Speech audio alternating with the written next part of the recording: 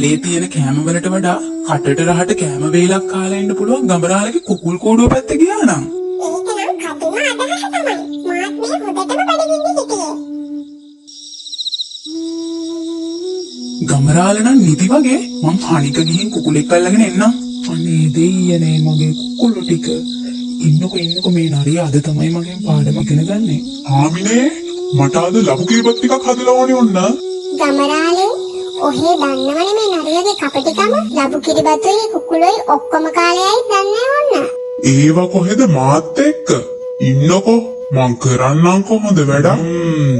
නරියෝ අද තමයි ඔබ පාඩමක් ඉගෙන ගන්න මගෙන්.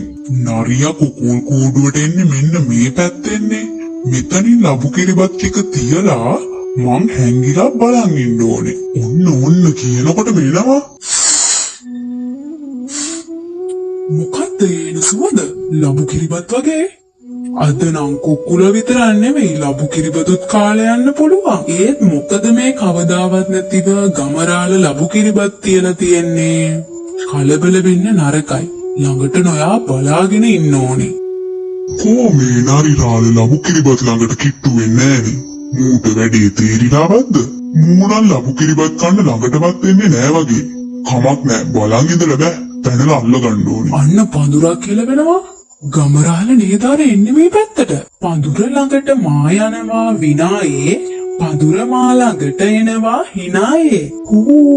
අල්ලයි මගේ නැට්ට. අනේ ඉතින් මගේ ඉවසීම නැති කමනේ. මේ කපටි නරිය පැනගත්ත එහෙනම් මේ පාරක්.